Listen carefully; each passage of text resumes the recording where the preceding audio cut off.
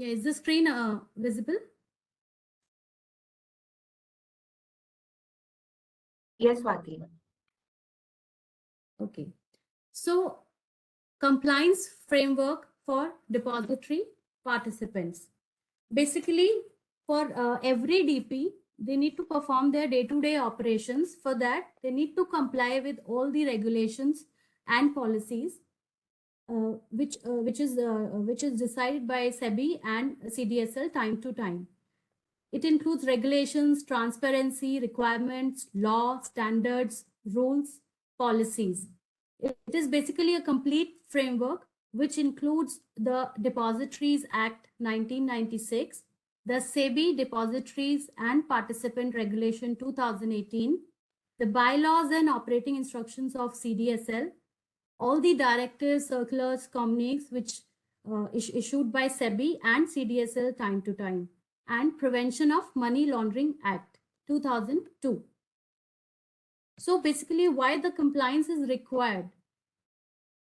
We want our DPs to be aware about all the latest developments, latest compliance requirements to make sure that our DPs will work according to the policies and the prescribed guidelines.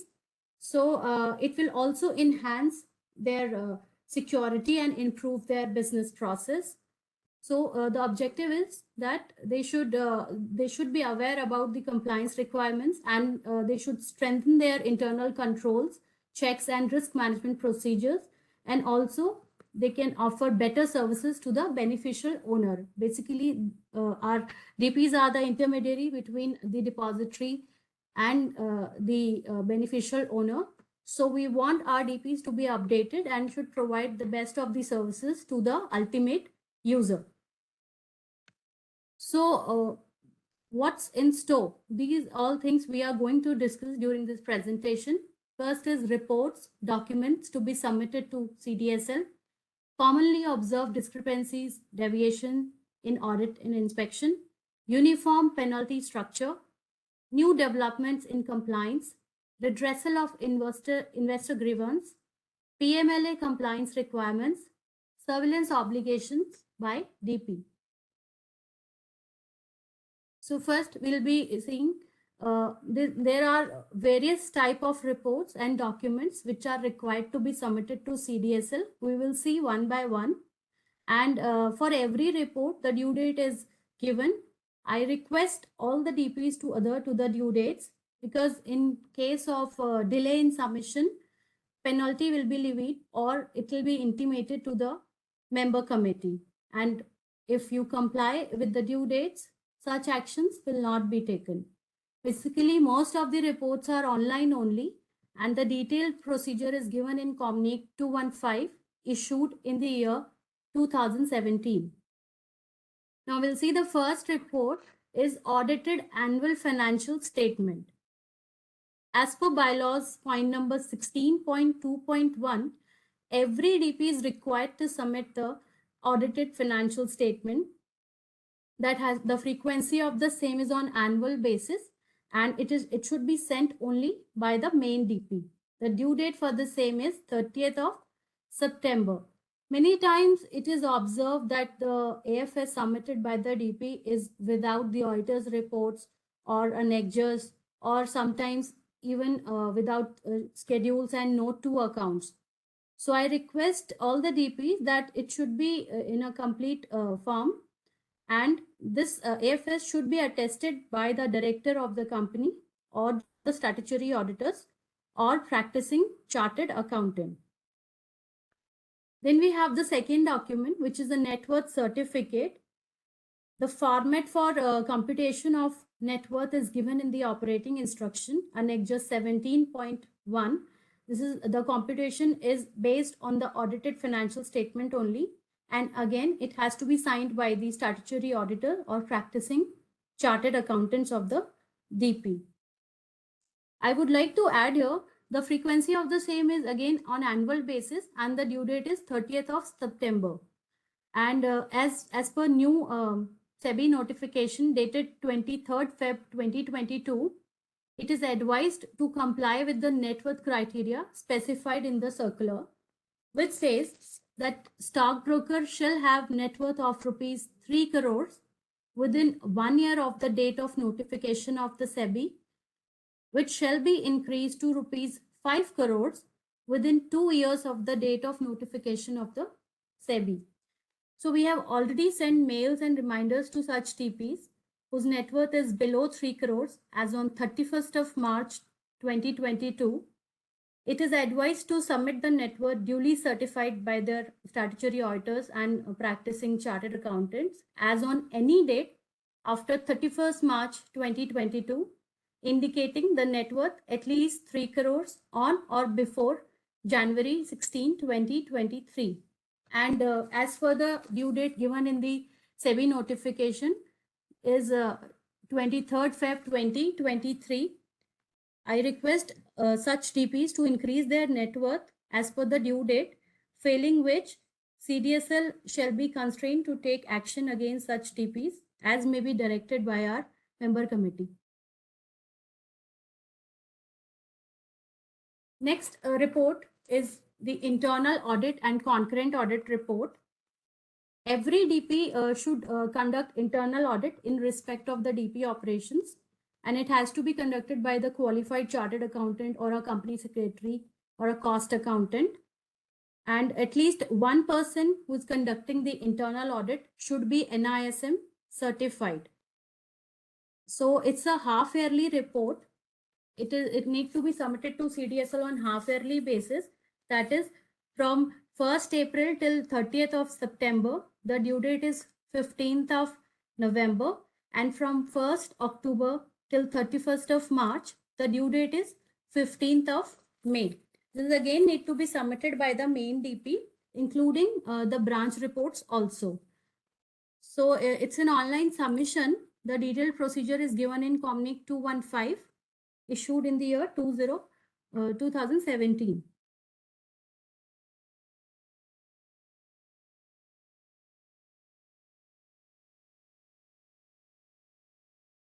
Next, we have the BO Grievance report.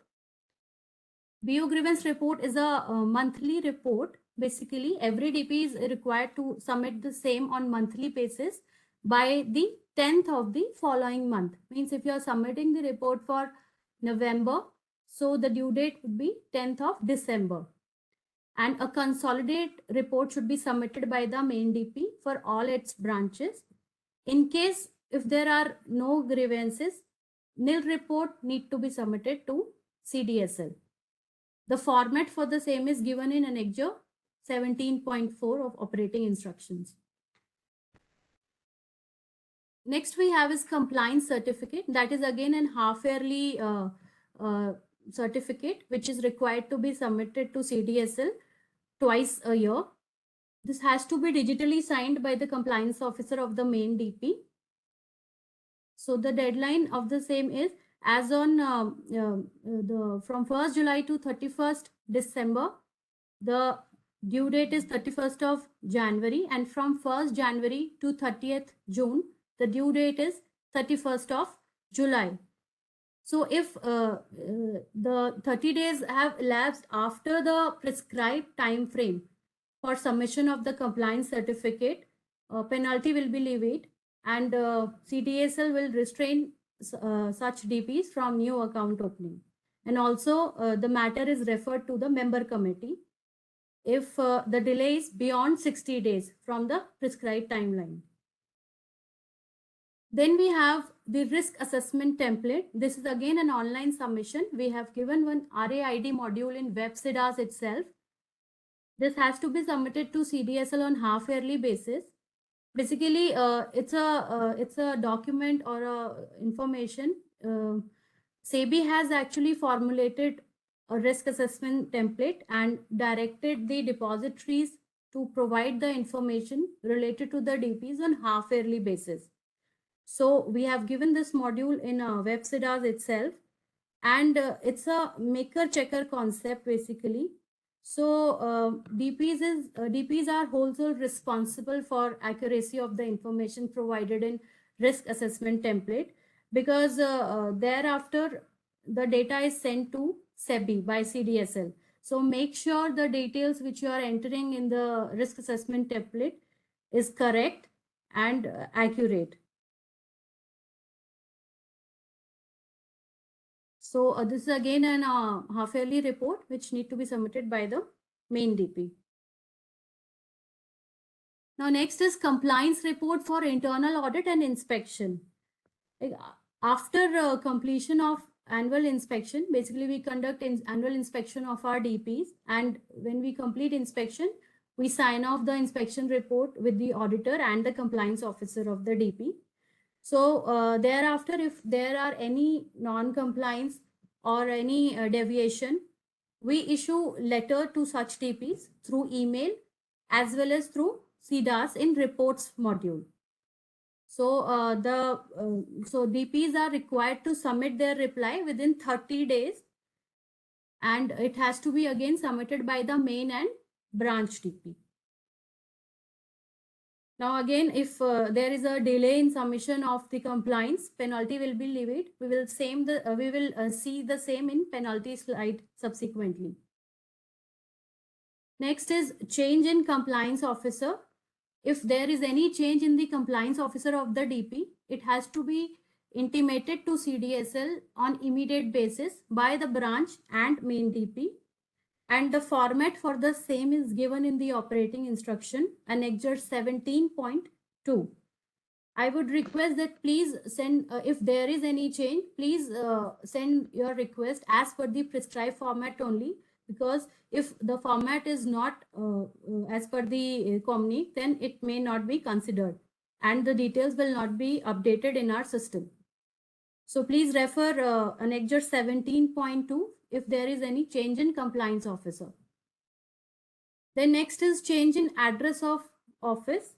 Again, there is a prescribed format for the same.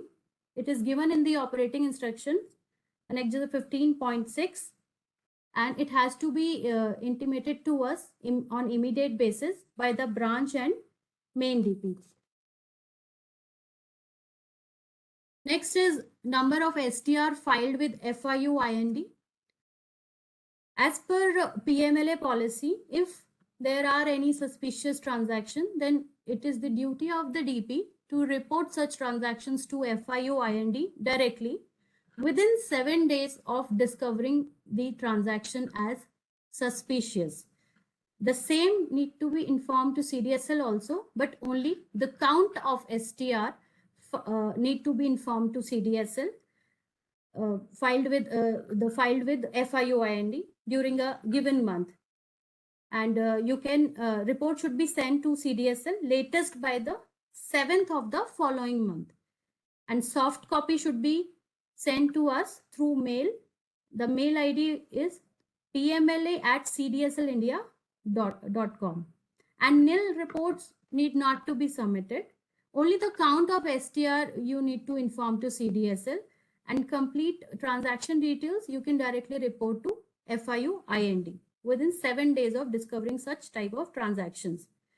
As a support to this, we also provide fortnightly alerts to our DPs in the billing folder. So you can analyze those alerts, and you should not restrict yourself to scrutinize the transaction based on such alerts given by us, but you should also have your own mechanism to monitor all such transactions. Okay. And one more thing I would like to add here is, it is a requirement that every DP should maintain the suspicious transaction register. The format for the same is given in Comnique 762. So this is again a penalty point. So make sure that the register should be maintained by the DPs and should be regularly updated. So these are the new reports. First is reporting of cyber attacks and threats. It has, if in case of occurrence of the incident, the same has to be reported on immediate basis and then on quarterly basis. That is within 15 days after expiry of the quarter. Next is artificial intelligence and machine learning application and systems by market. This is again a quarterly submission. within 15 days after expiry of the quarter. There's one more report, which is system audit report. It has to be submitted to us on annual basis. That is 3 months from the end of the financial year. Means in the month of July, you need to submit this report as well. For cyber incident and artificial intelligence and machine learning report, following is the submission schedule. That is for quarter April to June, last date of submission is 15th of July, and from July to September quarter, it is 15th of October.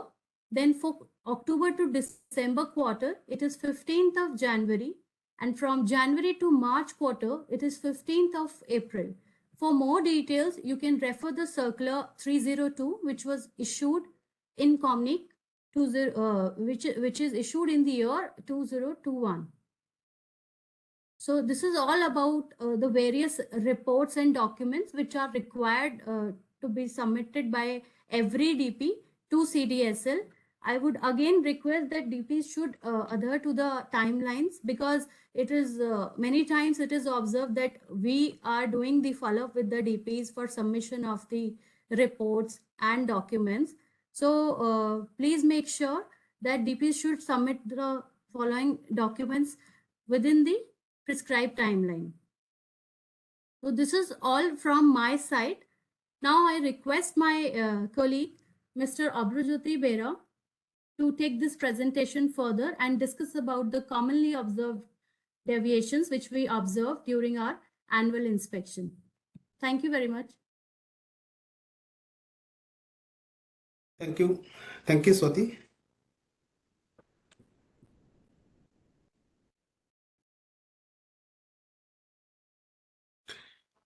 Good afternoon, everyone. Myself, Abhrajyoti Bera from CDSL Eastern Region. Like every year, this year also CDSL has organized a compliance training program. I would like to thank you all for participating in this session. Hope the session will be interactive. The main objective of this session, of this training, is not only to highlight about the compliance statutory requirements, depository operations, but also to ensure the effectiveness of compliance of the DP. You are requested to put your queries in the chat box, and at the end of presentation, it will be addressed. Now I am sharing my presentation.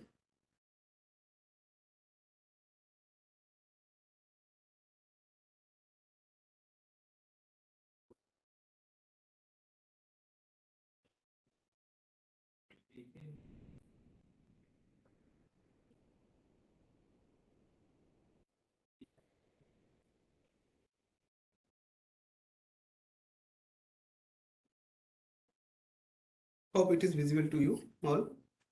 Yes, you're good to go. Yeah, thank you. Our second topic is commonly observed non-compliances during inspection.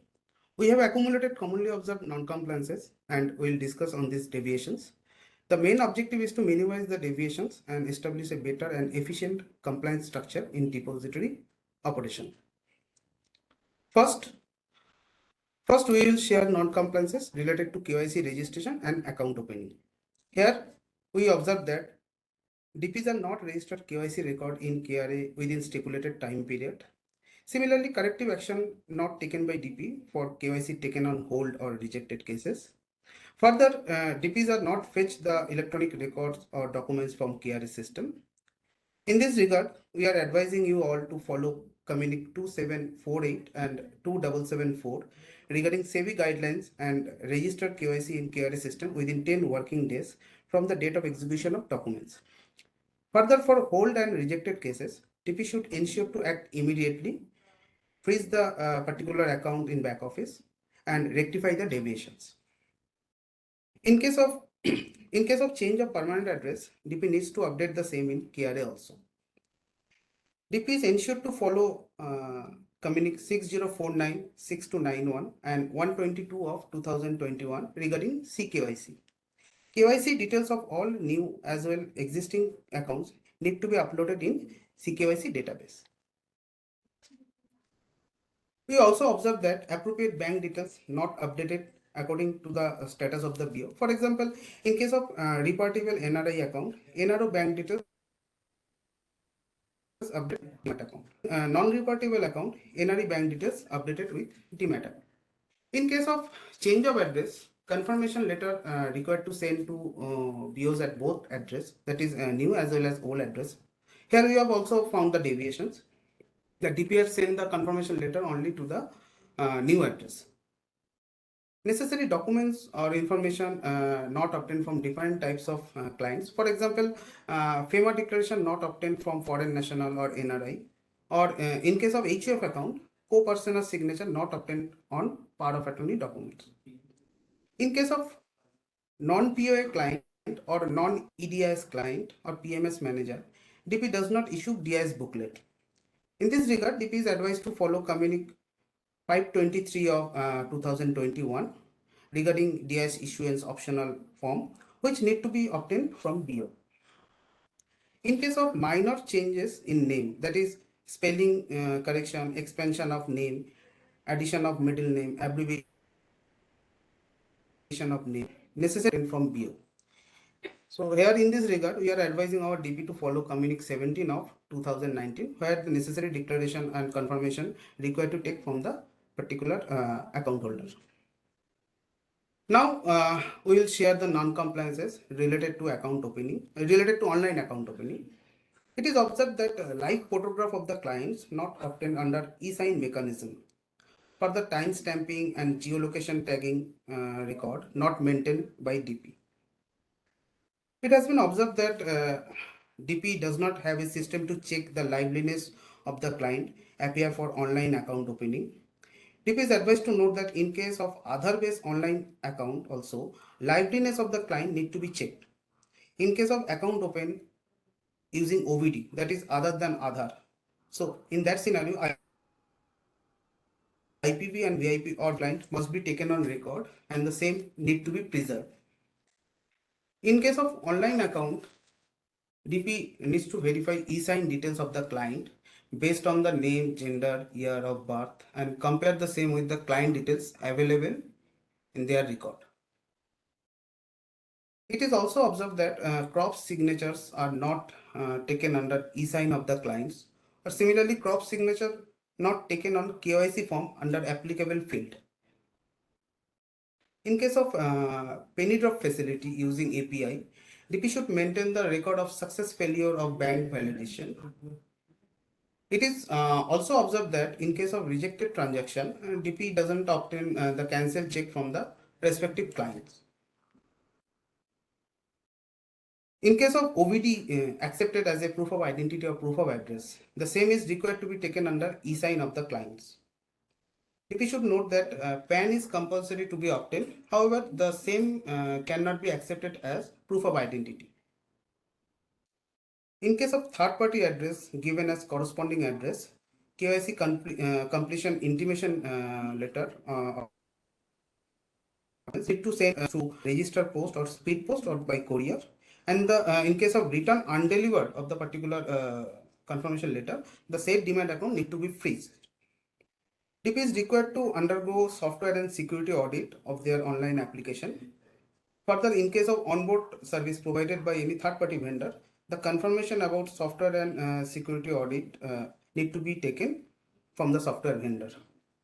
So here for online account opening, CDSL has issued several communiques. So you may refer communique 342 444 of 2020 and the latest one given in 67 and the year of 2022. Now we will discuss the non-compliances related to processing of demat request. In case of demat request rejected by RTA due to errors attributed by DP, like quantity mismatch, demat initiated under wrong ISIN, transmission or transposition request are processed without obtaining proper documents, the same will be considered as non-compliance. In case of rejected demat request, the rejection letter not dispatched to respective BO within prescribed time frame, that is 7 days from the date of receipt of documents. Commonly observed discrepancies regarding DIS issuance and execution. If the DIS book is lost or stolen, DP has not processed the same as per applicable guidelines. DP need to block the respective DIS range in CDAS as well in back office software also. In case of DIS issuance other than requisition slips, DP should ensure to send the DIS booklet only to register address, or they can hand deliver only to the client.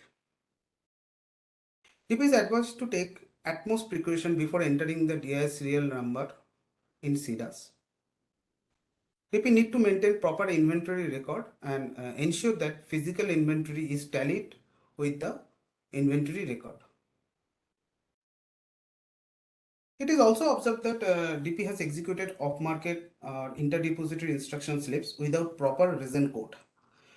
Further, in case of off-market sale or purchase, consideration and payment details not captured and scanned in CDAS. DP is advised to follow in this regard. DP may follow Communique 340 of 2022 and ensure to obtain correct reason code for processing of off-market instructions, where all the reason code and the applicable guidelines are been drafted in Communique number 340 of 2022. If the DIS processed with annexure, each pages of annexure should bear the DIS serial number, and the same needs to be signed by the BO. Also, DIS should bear total number of pages of annexure and the instruction thereof. In case of transaction originating from dormant account, the same needs to be validated by any senior official independently before execution of the particular DIS, and the working on the same needs to be captured on the DIS. Now, related to EDIS non-compliance, DP must ensure to establish two-factor authentication in DP application through secure access. DP should provide the facility of revocation or cancellation of mandate given by clients. DP is advised to maintain mandate record or logs for all settlements. DP should give an option to BO for choosing securities and quantity of securities while giving the pre or post-date mandate. Observation related to transmissions. It is also observed that transmissions are not processed as per prescribed guideline. In case of transmission of joint holders account, the shares are not transferred to surviving holders account. Further, the DP has not downloaded or validated the online death certificate from the respective government portal. Now, we will share the observation related to power of attorney and DDPI execution. Here we have also found the deviations. DP has not mapped the appropriate accounts. The appropriate accounts means the BSc principal account for paying purpose, NSC pool account, or necessary early paying accounts with the master POA. Similarly, the account details mapped with master POA are not mentioned in power of attorney or DDPI documents. DP has not sent a copy of executed power of attorney or DDPI to the respective BO, or DP has not maintained any record of the same. The discrepancies related to sending of transaction statements are given in this slide.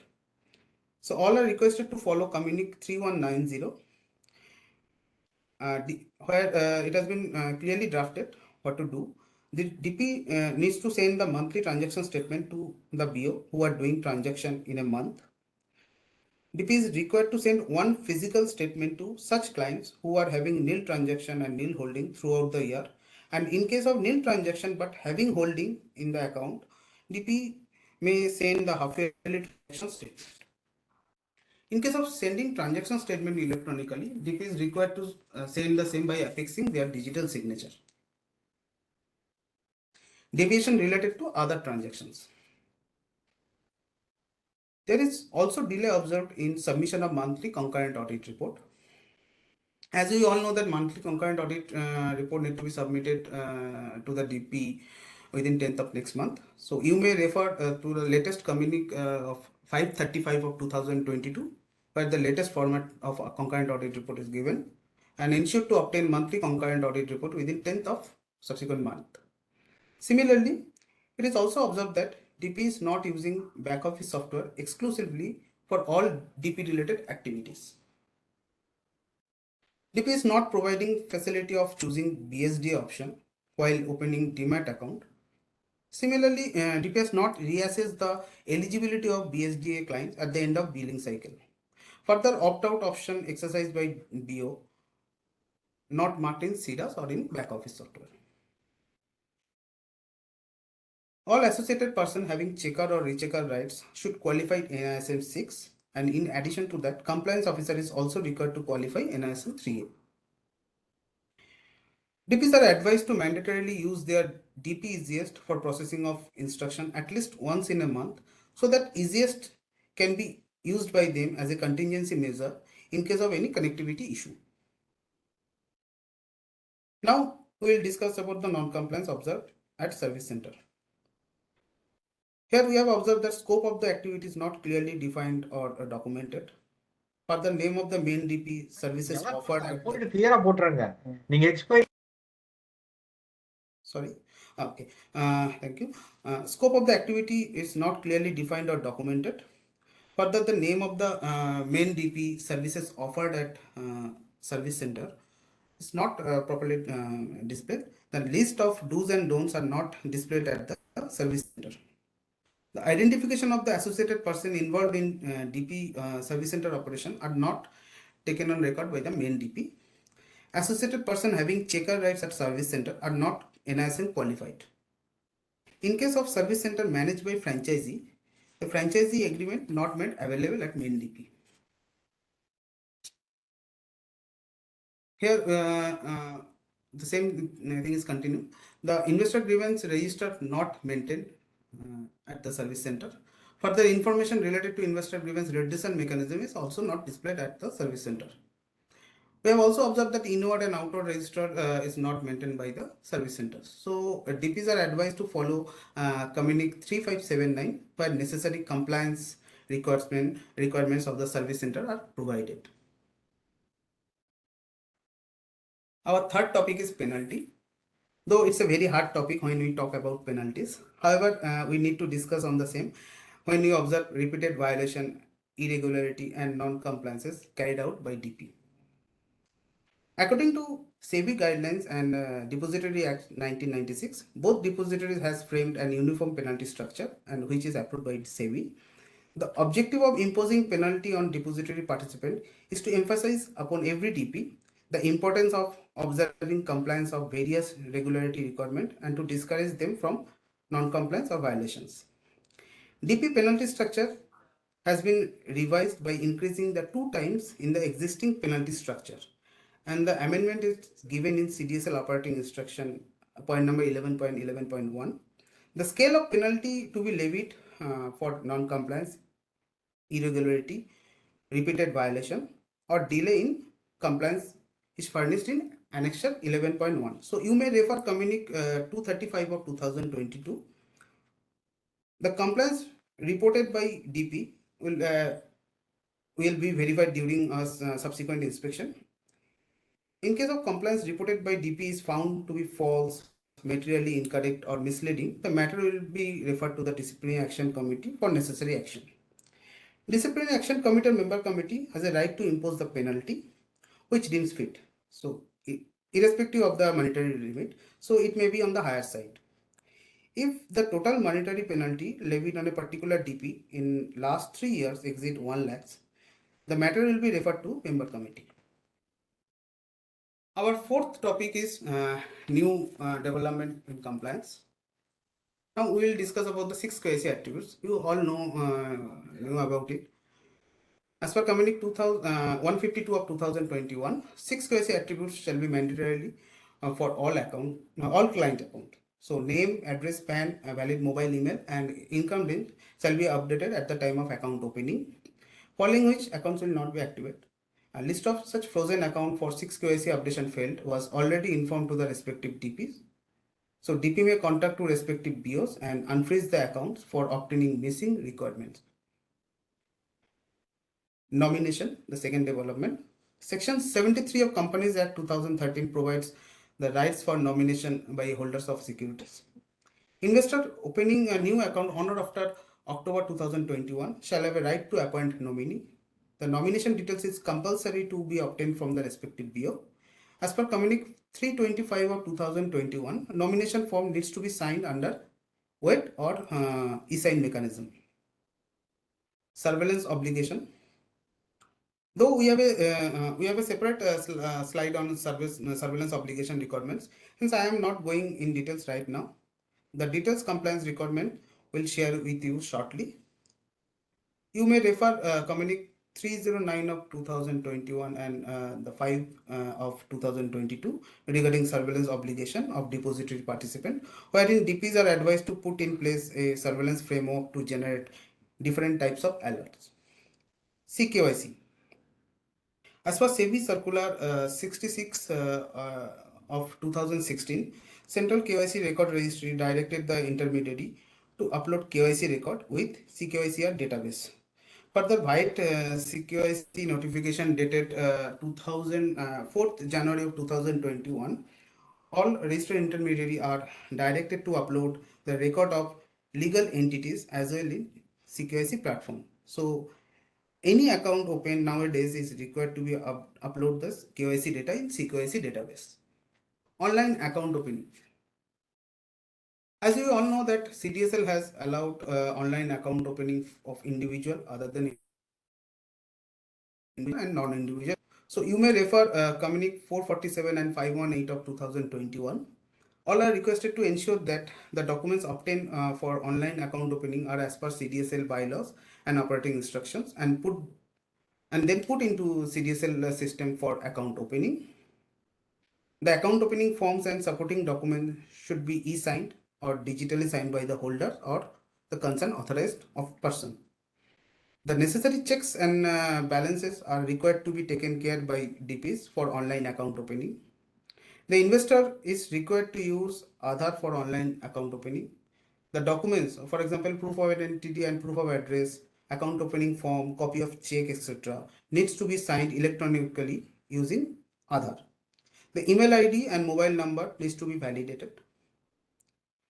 You may refer Communique 203 of 2020 regarding clarification on KYC process and use of technology for online account opening. Further, for more clarification, you may also refer Communique 442 of 2020, where FAQs are also given. Online closure. Online account closure facility has introduced from August 2021. DP who are providing various online services related to depository operation are advised to give the facility of online account closing also and inform their clients regarding the availability of this facility. Online closure shall be done only through web portal or application of DP through secured access. So closure requests sent through email, SMS or any other messaging apps shall not be entertained by DP. Online closure and supporting documents required to be e-signed. The said process shall be applicable only for the single holder. Now, the seventh development is investor charter. To bring the transparency in investor grievance redressal mechanism, SEBI has directed all depository participants to disclose the investor charter information and its linked content to their notice of the clients. Hence, all DPs are advising to follow Communique 589 of 2021 and display investor charter information on their respective web portal. Those who don't have dedicated web portal, they can display the same at prominent places in their office and provide a copy of investor charter as a part of account opening kit or can send the same through emails or letters. Escalation matrix. We have a separate slide on investor grievance escalation matrix, so I am not going in details right now. DP may refer Communique 468 and 653 of 2022 regarding display of IG escalation matrix on DP's web portal under Contact Us tab. Validation of UCC details. As you all know that currently block mechanism is compulsory for early paying transaction and with effect from 27th of January 2023, it will be applicable for normal paying transaction also. So depository has already implemented the system for validation of paying transactions with delivery obligation received from clearing corporations. Hence, to enable the same, providing UCC details for early paying transaction is mandatory and it has to be mandatory to be captured in the system, and system will also check the UCC details and validate the same. If the UCC details is not provided or UCC is not linked with the active TMCM combination, CDS will not allow the early payment transaction. So in this regard, all are requested to follow latest Communique 462 of 2022 and ensure to update UCC details for active TMCM link. Otherwise, the share will not be earmarked in the client account and not be considered for early payment transactions. Then capturing of pledge reason code. Pledge reason code is mandatory and implemented from it has been implemented from 1st September of 2022. You are advising to refer Communique 385 of 2022 and note that setup of pledge request in the system. DPs are required to select the correct pledge reason code from the list available in CDAS or in easiest. So DDPI, Demat Debit and Pledge Instructions. SEBI White Circular number 44 of 2022 has issued the guidelines regarding execution of DDPI by the clients in favor of stockbroker or CM. So CDSL has issued several communiques on DDPI. So you may refer CDSL Communique 194 and 585 of 2022 and comply with the applicable guideline. The DDPI shall serve the same purpose of power of attorney and significantly mitigate the misuse of power of attorney. The use of DDPI shall be limited only for the purpose of settlement, margin pledge, execution of mutual fund transaction and tender offer. Nominee for Demat account. DPs are advised to follow SEBI Circular 23 of 2022 regarding nomination for eligible trading and Demat accounts. In this regard, DPs needs to ensure that all existing eligible trading and Demat account holders shall provide a choice of nomination as per the option given in annexure of the said circular on or before 31st March 2023. So that is all from my end. The next part will be taken up by my colleague Chriselle from IG department. Chriselle, hand it over to you. Thank you.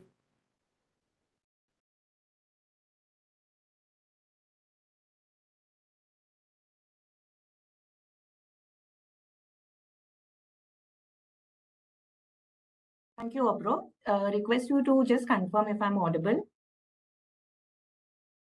Yes, you are audible. Thank you. Okay, good evening, everyone. My name is Chriselle, and I would be running you through the presentation on investor grievance.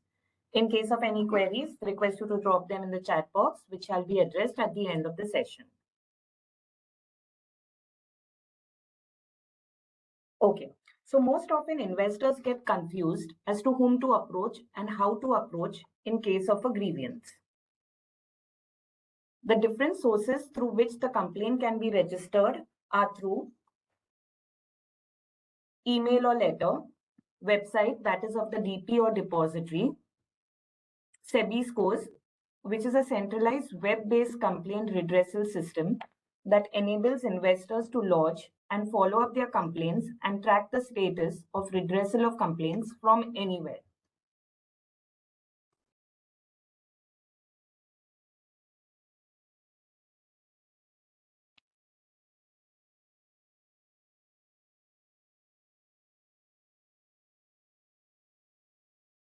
I request 2 minutes of your time, please.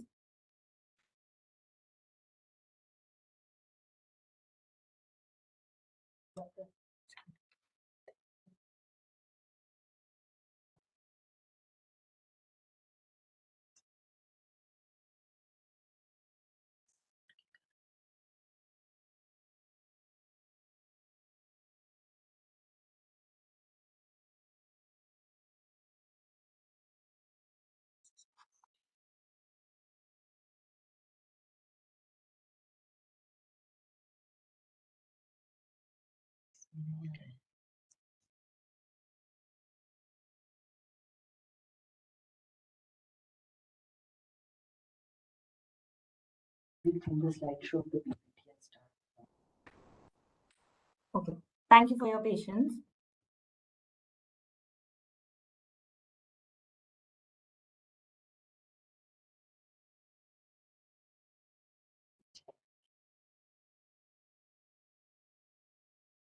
Okay, we will go to the next slide. CDSL has issued various communiques to DPs as under to help investors understand how to get their complaints resolved, whom to approach, procedures involved, limitations, etc. So Communic 132 and 332 states that DPs need to provide a link to SCORE's portal within the Demat account dashboard of clients to lodge grievances and also display information and procedure on filing of complaints on SCORES on their website. Benefits for the same need to be included in the welcome kit provided to the BOs. Communic 589 states that DP shall disclose on their respective websites the data on complaints received against them or dealt by them latest by 7th of the succeeding month as per the prescribed format in the Communic. Communic 653 states that wherein DPs need to display the investor grievance escalation matrix at their DP website under Contact Us page. Please note that the escalation matrix should be easily found on the website and not hidden. Apart from the name of the contact person, contact number, email address, DPs to also include working hours for each escalation level, such as client servicing, head of client servicing, compliance officer, and CEO. DPs are requested to take note of the above and comply with the above guidelines, failing which penal action will be taken against DP for non-compliance. Okay, now we move to investor charter. All registered investment advisors are advised to bring to the notice of their clients the investor charter as provided at Annexure A in the SEBI circular dated 13/12/2021 by prominently displaying on their website and mobile applications. Now, investment advisors not having websites or mobile application shall, as a one-time measure, send investor charter to the investors on their registered email address. So what exactly is this charter? It is a brief document containing details of services provided to investors, their rights, do's and don'ts, responsibilities, investor grievance handling mechanism, and timelines thereof at one single place in a local language for ease of reference. So basically, as per SEBI circular, DP need to publish the vision, mission, details of business transaction by the depository to depository participants, which include basic services along with the timelines for processing by the DP after receipt of proper documentation. For example, I'll just run through you. Dematerialization of securities, 7 days. Rematerialization of securities, 7 days. Mutual fund conversion, 5 days. Reconversion of mutual fund units, 7 days. Transmission of securities, 7 days. Registering pledge request, 15 days. Closure of Demat account, 30 days. DPs are requested to adhere to the set timelines as the same are displayed on their respective websites. Now, depositories provide special services like pledge, hypothecation, internet-based services, etc. in addition to their core services, and these include value-added services such as BSDA, which is Basic Services Demat Account, transposition cum dematerialization, linkages with clearing system, distribution of cash and non-cash corporate benefits, that is bonus, rights, IPOs, etc. Now we will look into the process of investor grievance redressal and multi-level complaint resolution mechanism available at the depositories. So an investor can lodge a complaint against the depository or DP in the following ways. One is electronic mode. So firstly, they need to lodge a complaint with the depository participant wherein they are holding an account with. Secondly, with the respective depository's web portal dedicated for filing of complaint, that is the link provided on depository website, or to the designated email address of the depository, that is complaints@cdslindia.com in case of CDSL. Lastly, SCORES, a web-based centralized grievance redressal system of CDSL. Now, DPs usually during the SEBI periodic meet, when asked why the number of complaints have increased, inform that the BOs do not approach them first and directly reach out to either CDSL or SEBI. Hence, the numbers have increased. Now here, DPs need to gain confidence of investors that their grievances will be addressed to complete satisfaction at the first level of escalation itself, and only if not resolved can move to the second and third level escalation, that is depository and SEBI respectively. Now, how to gain the confidence of the BOs? Well, we all are aware that BOs, if registered a complaint, say over the weekend, expect a resolution by Monday. Having no patience, they either register the same complaint with the depository or SEBI, which also creates duplicate complaints of the same nature. So, in order to curb this, DPs to not only send auto acknowledgement intimation to the clients by way of email or SMS, but to also mention the TAT for resolution of the complaint. In this way, BOs will be rest assured that their complaint will be resolved in say 5 or 7 days max, and hence will not resort to filing an additional complaint.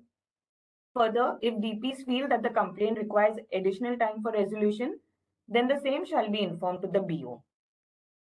Please note that the complaints lodged directly with the depository shall be resolved within 30 days. Well, if no amicable resolution is arrived, then the investor has the option to refer the complaint to the Grievance Redressal Committee of the depository. And further, the complainant can refer to arbitration proceedings if not happy with the IGRC award. Please note that the IGRC committee members shall be specialists in the field of work assigned to the committee. However, they shall not be associated in any manner with the relevant MIIs or its members. Next, DPs need to display do's and don'ts for investors, right of investors, and responsibility of investors in order to educate the investors and protect the interest of investors by making the data easily available. Okay. Now, board needs to be displayed at DP office, intimating investors whom to approach in case of any grievance. Display the investor grievance escalation matrix at their DP website under Contact Us page.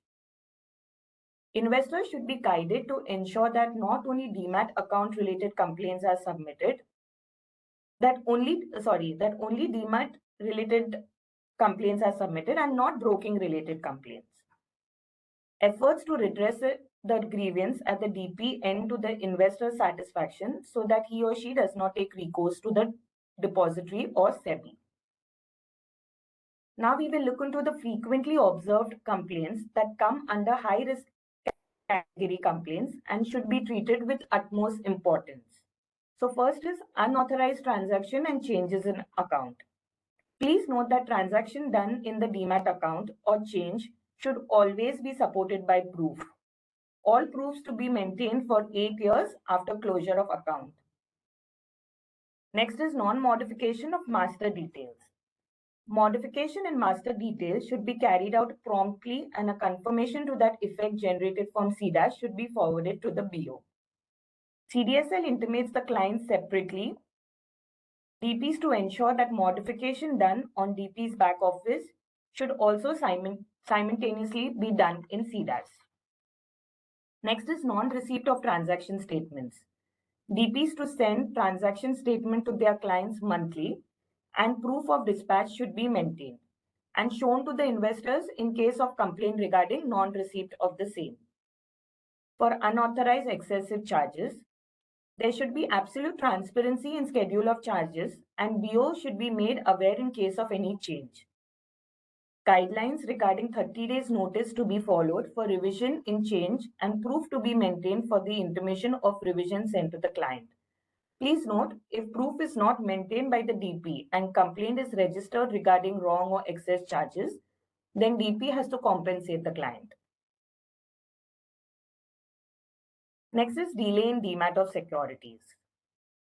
Like we read earlier, timeline is 7 days. Hence, DP at the time of acceptance itself should check and make BO aware regarding the top 200 non-responding companies. The list of the same is displayed on CDSL website. Hence, DPs to keep BOs informed of the same at the time of acceptance itself. Non-receipt of ECS credits or dividends. BOs may be guided that it is cash corporate action which is not under the purview of DP. At the most, DPs to ensure that the bank details are properly registered in BO's Demat account. Last is delay in closure of account. If it is due to non-payment of charges or any other reason, BO should be properly guided. In case of lock-in or inactive ISINs, DPs to follow Communic 2445 for transfer of securities. For GSEC transfer from CDSL to NSDL, DPs to follow value-free transfer. That's all from my side. Thank you for your interest and attention. I'd like to have my colleague Umesh speak on the next presentation topic pertaining to PMLA.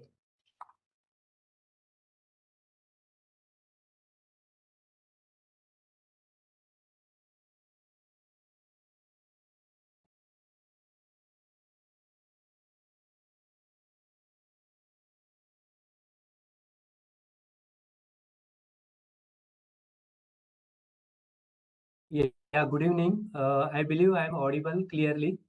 My name is Umesh Kambli. I look after surveillance team, and I will take you through today through some of the PMLA compliance requirement as well as surveillance obligation casted on the DP.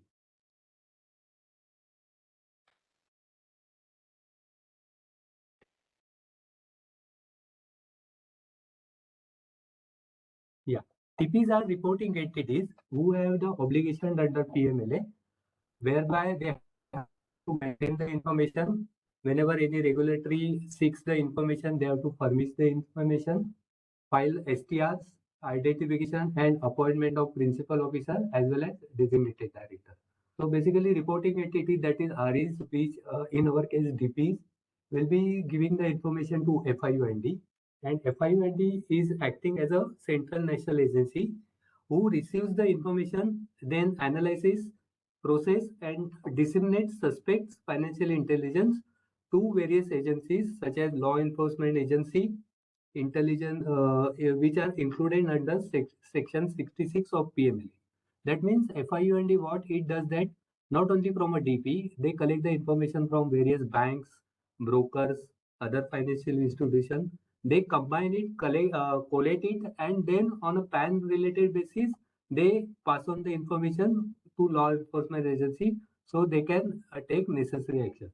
So who are the law enforcement agencies? They are CBDT, CBEC, Intelligence Bureau, National Investigation Agency, Serious Fraud Investigation Offices, CBI, ED, State Police Department, Chief Secretary. So DPs may receive letters or advisories from this authority to either furnish the information or to freeze the demat account. So DP have to promptly respond to the advisory and inform the action taken to the respective authority. SEBI has issued various circulars. The latest circular is of October dated 15, 2009. It's a master circular for PMLA compliance requirement. One of the important compliance requirements in respect of PMLA is to appointment of principal officer. The first step is to identify principal officer. Principal officer can be an authorized senior official in the depository department who is having access to the senior manager, top management, and he or she should be able to function independently. Once the appointment is being done of principal officer, name, contact address, phone number, and email address are mandatorily intimated to FIUND in the address. Why this is required? So that FIUND can seek an additional information directly from the principal officer. In addition to appointment of principal officer, depository participants are also required to appoint a designated director. Designated director can be a managing director, a full-time director who has been approved, authorized by board of directors. Designated director will ensure overall compliance with the obligation imposed under the PMLA. Again, just like principal officer, details about designated director needs to be informed to FIUND. Some of the responsibilities of principal officer are highlighted below. He has to ensure, first and foremost thing is he has to ensure compliance with PMLA. He has to design a mechanism to ensure proper process flow to identify potentially suspicious transaction, and not only to identify the transaction, the timely reporting is also equally important for a principal officer. As I rightly said in the beginning, principal officer should ensure that to promptly respond to the any request request for information received from various regulators, statutory authority, FIUID, and of course from CDSL. Principal officer also has to ensure latest PMLA provision, latest updates under the PMLA among all the staffs who are working in the depository section. PMLA policy has to be developed, and the hard copy and as well as soft copy needs to be given to FIUID. Now, what will be the internal policy for PMLA will cover? It will have the policy for acceptance of client, how to identify the clients, monitoring of the transaction, various procedures involved under transaction monitoring. Then what are the transactions which can be considered as suspicious and how to report that. Not only policy has to be prepared, the periodic review is also important. And then whenever the policy is being prepared, the periodicity has to be mentioned in the original policy. And then a review has to be done as per the frequency mentioned in the policy. The most important thing is that review should be done by an officer who is other than the officer who has originally prepared the PMLA policy. Policy for acceptance of new client. Principal officer should ensure that no account is opened under fictitious or benami names. Also ensure the clients has to be categorized under low, medium, and high risk on the basis of client's background, their business activity, the transaction that has been carried in the client's demat account. For that, a principal officer or the PMLA team requires the complete knowledge of client's nature of business, his location, his social as well as financial status. Then only he will be able to identify the suspicious transactions. Then we have issued a communique 2013 whereby client is permitted to act on behalf of another person.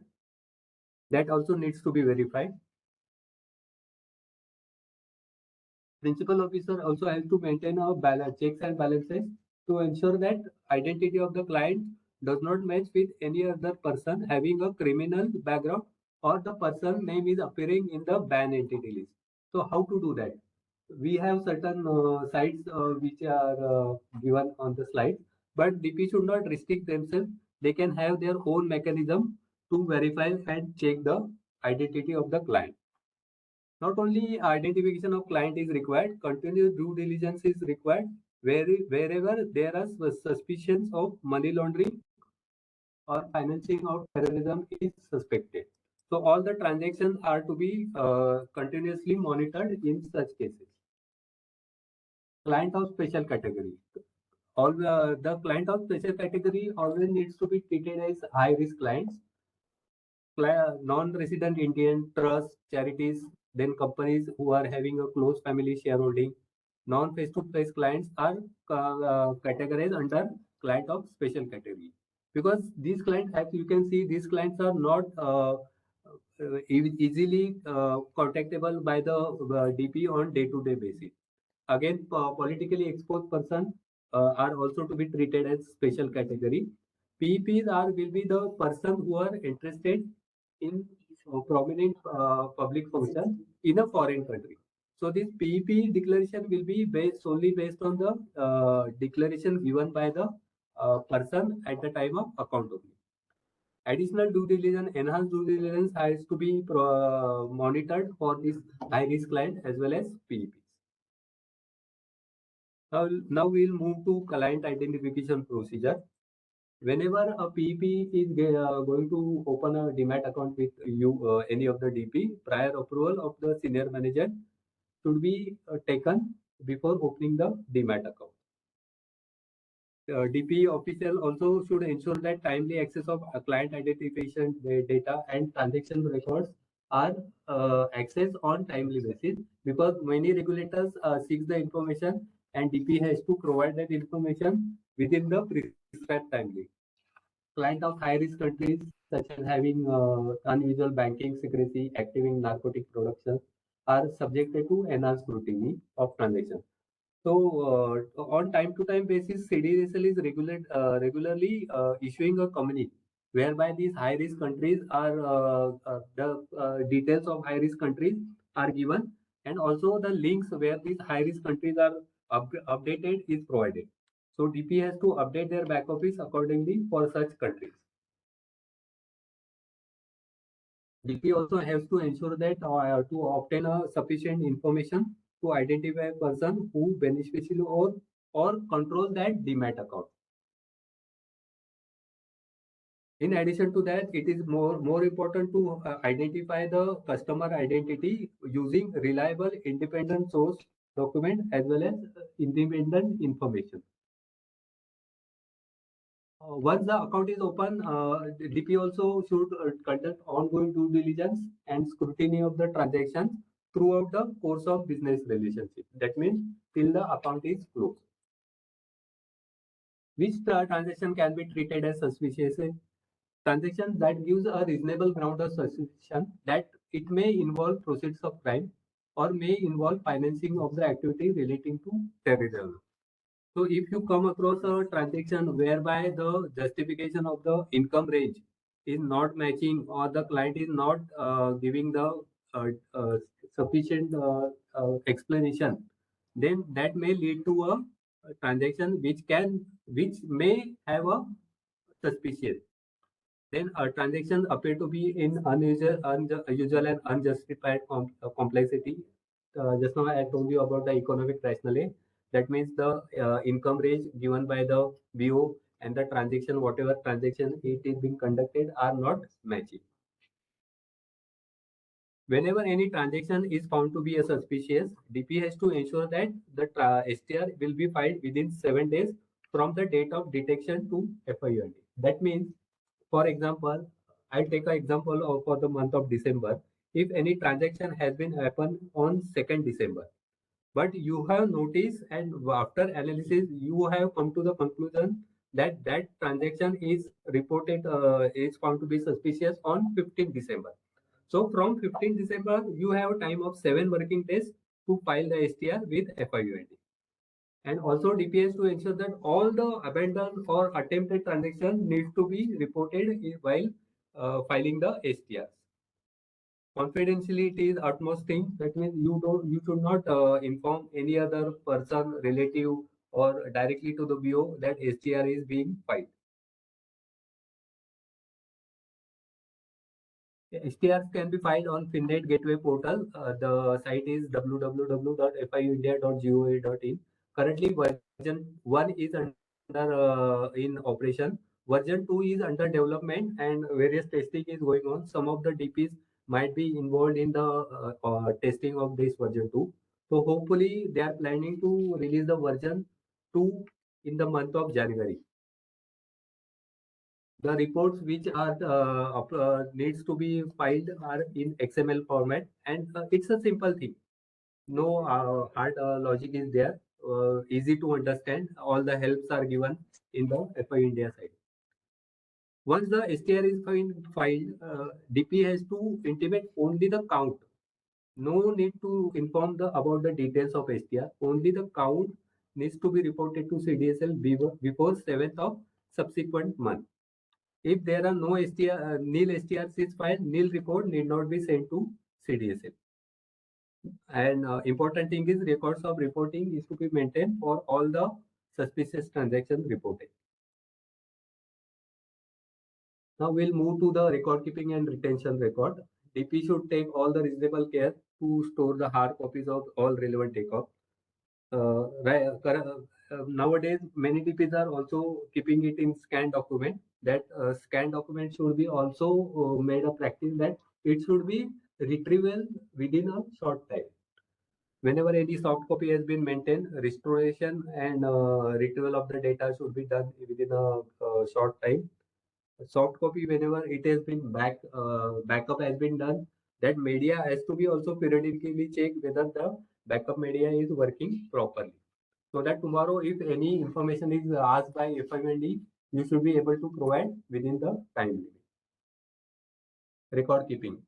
8 years from the date of account opening, from the time of closing of the account. That means account opening form should be maintained till the 8 years from the account opening, from the time of closing of the account.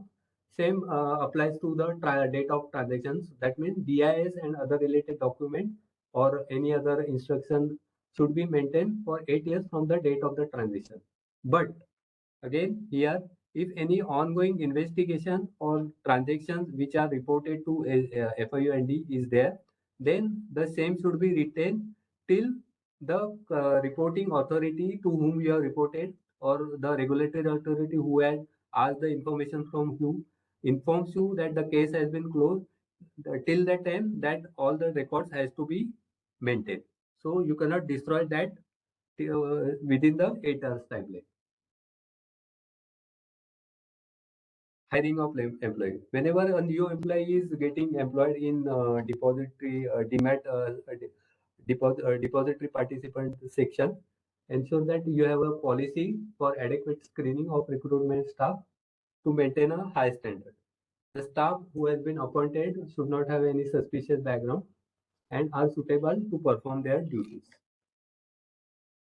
Regular training is to be given to all the new staff. Whenever a new staff is getting joined in your company, you should train him about the anti-money laundering and PMLA Act provision.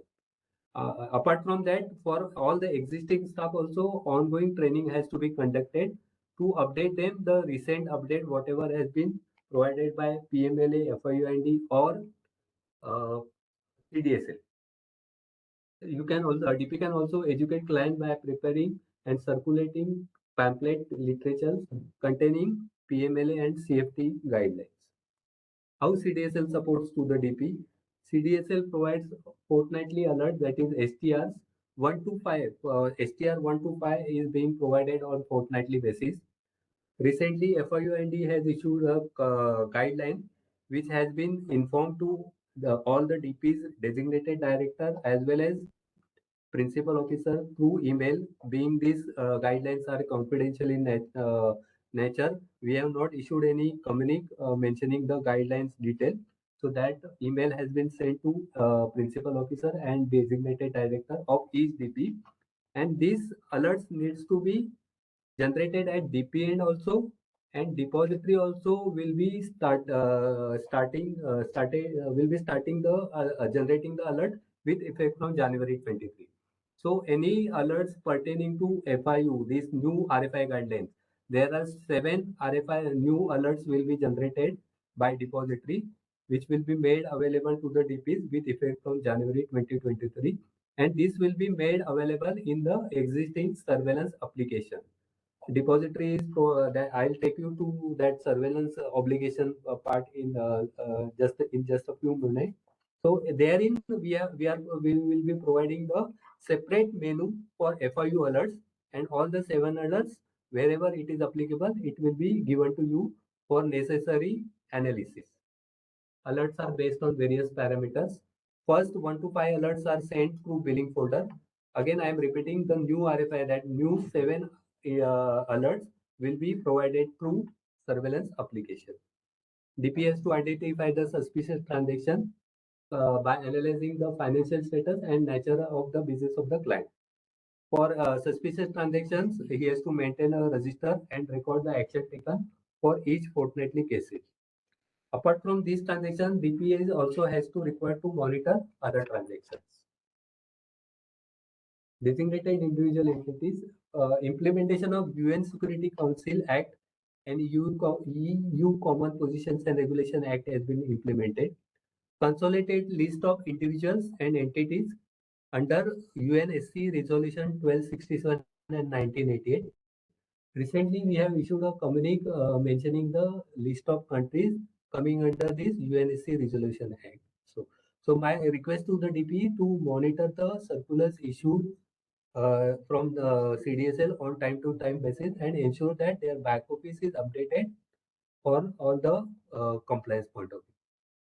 If any account or assets of designated person individual is found, details are to be conveyed, informed to CDSL and CDSL will onwards inform to SEBI. FIUID also has prescribed some actions. First will be a issue warning in writing. Then there will be a direction to register intermediary, their designated director or any of the employees to comply with specific instruction. If the instruction or advice information sought by the DP is not by the regulator is not provided by that respective DP, monetary penalty may be levied, and that will be not less than 10,000. That means minimum 10,000 and up to 1 lakh for each failure. FIUID is going to levy a penalty. Again, I am trying to tell you, FIUID has recently issued a guideline, and that guideline has been emailed to all the DPs, principal officer and designated director on the email ID which they have updated on the risk assessment module. So any of the DP who have not received this guideline, please write to AML anti-money laundering, that is aml@cdslindia.com. If you have not received this guideline, please inform CDSL immediately. Some of the category of the trigger which CDSL has come across over the period of time, it is artificial volume creation. Client volume is not matching with his resources as per KYC. For example, maybe his income is 1 lakh, but he is regularly purchasing, investing in the market of around 25 lakh. So that is a mismatch. Then particular script, particular person is concentrating only on a particular script which have a unusual price or volume. High value off market transfer instruction, transactions in a new or a dormant account, frequent small quantity transaction in an account. Then there can be a alert raised by an employee. There are many times media also raise an alert, law enforcement inquiry or customer verification where customer left without opening an account when the additional KYC document has been asked. You have opened a demat account and the customer address found to be wrong. DP is having a difficulty to identify the beneficiary owner.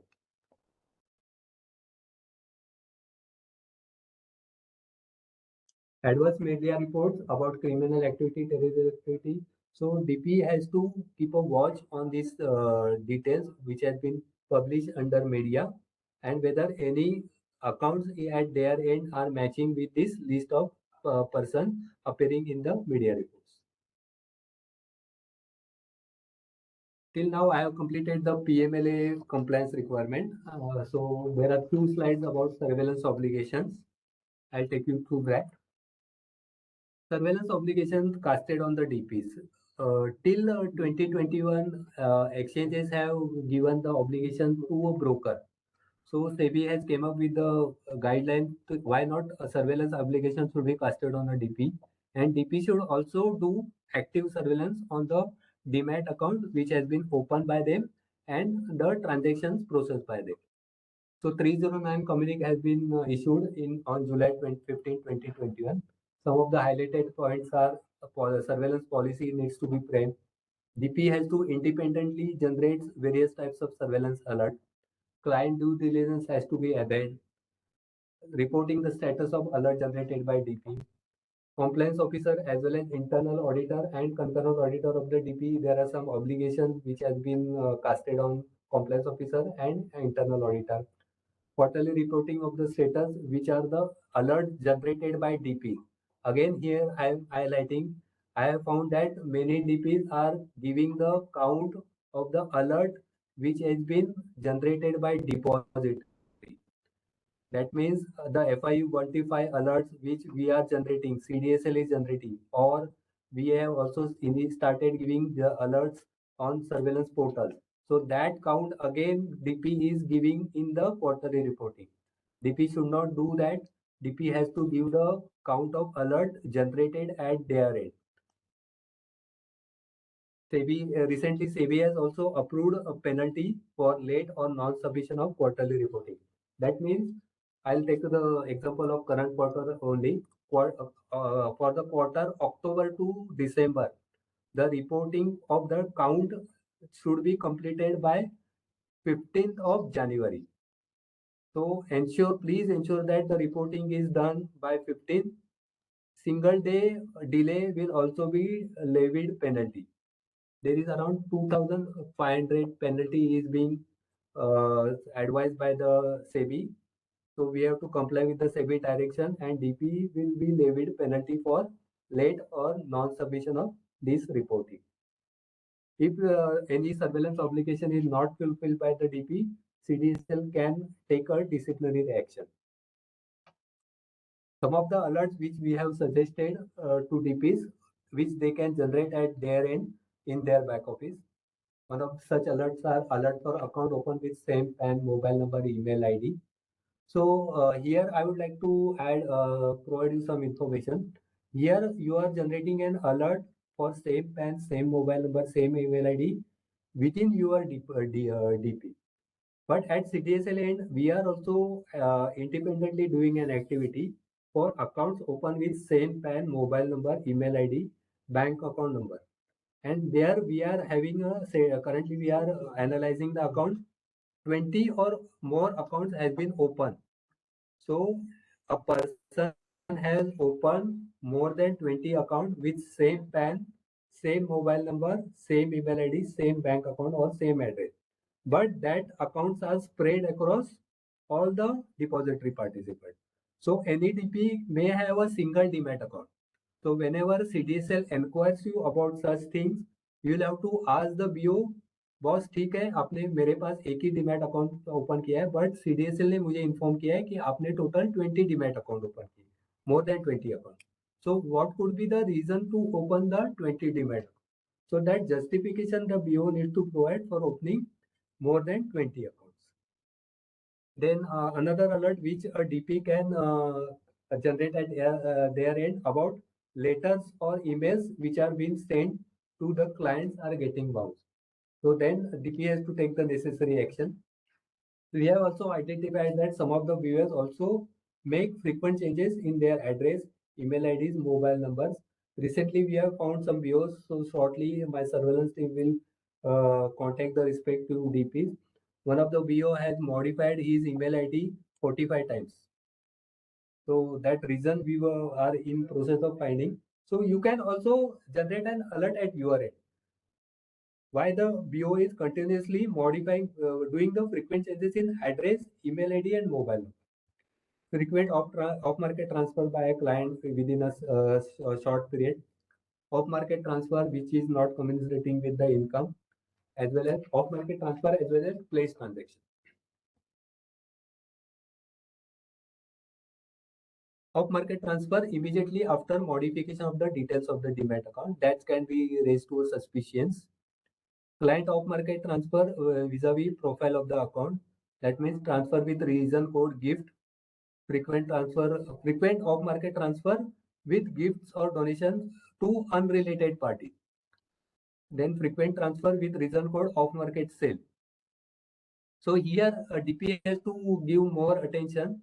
Recently we have found some transaction pertaining to gift whereby the person has given a gift to a person who is not appear to be a related party. That means उसका नाम वगैरह कुछ भी match नहीं हो रहा है. And surprisingly, he has given gift to 4 demat accounts and 4 demat accounts are with different cities. तो ये गिफ्ट देने का मतलब क्या है? That we are trying to find it out.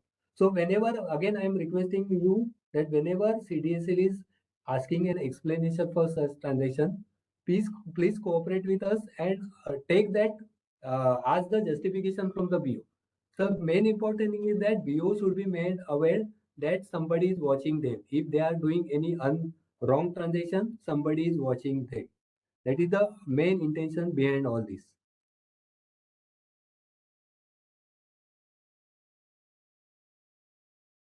Yeah. So this is applicable for the new DPs. Whenever a new DP is joining CDSL, they should ensure that surveillance policy is being framed, and then they have confirmed that to the email ID given in the slides.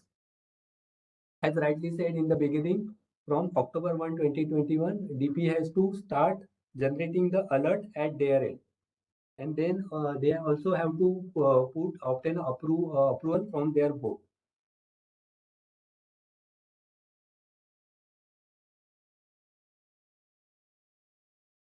just like suspicious transaction register, for these surveillance alerts, DPs are required to maintain and register. They can either maintain electronically or physically, but whenever they are maintaining electronically, ensure that proper authentication is being carried out. So nobody should tamper that register. DP should also ensure that all alerts which are being provided by the depository in the surveillance app are reviewed and they are verified and closed. And that timeline currently is given 30 days. With respect to the alert generated at DP end, DP shall report instances with adverse observation. That means हमने जो पहले बोला है कि DP end से आपको at DP end आपको 10 suggestive alert हमने उन्हें दिए थे, but DP can have their additional alert. So any adverse observation is being found, they should ensure that they report that such observation to CDSL. But again, I am repeating, we have observed that DP has reported any transaction over there under observation.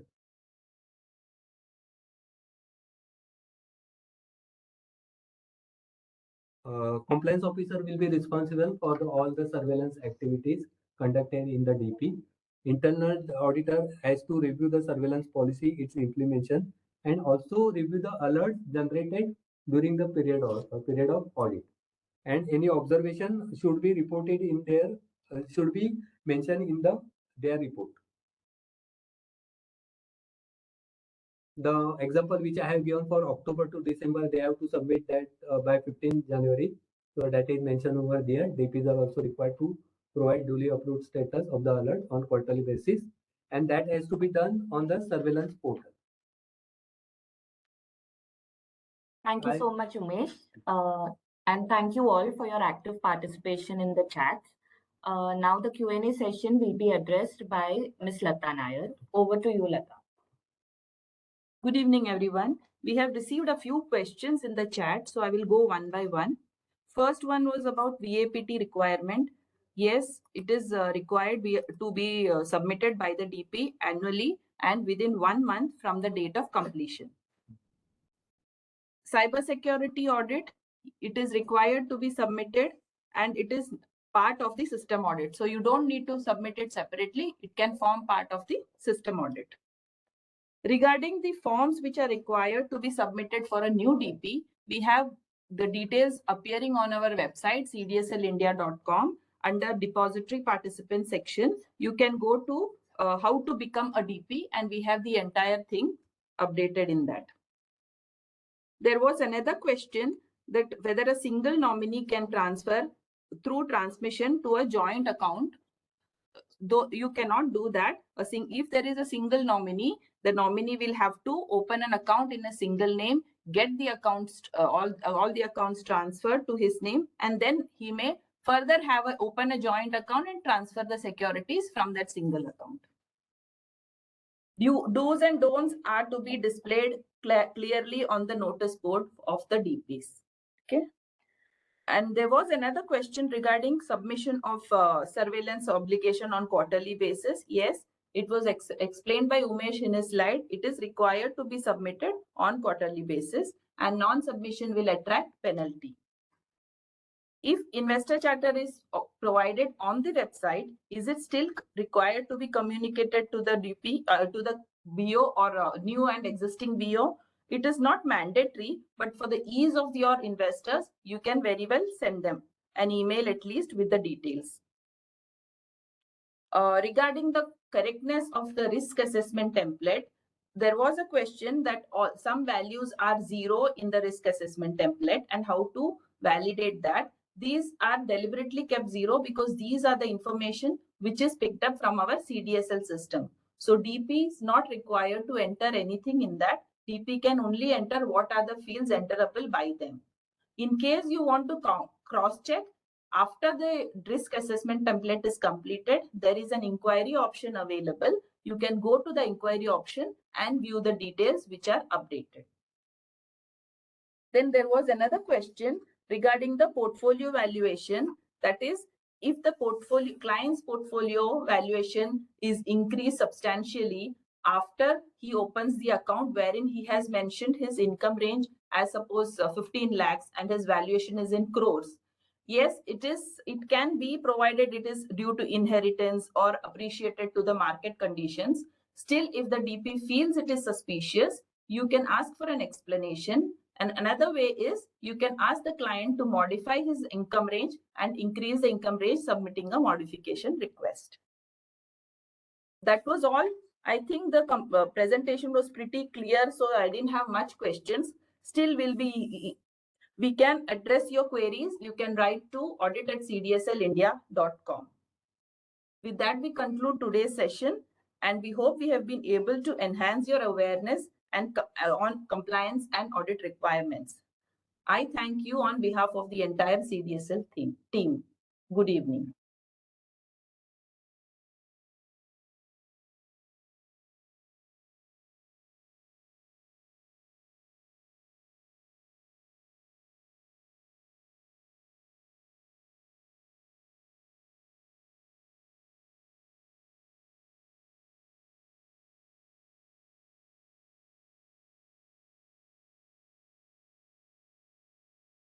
Everyone for joining.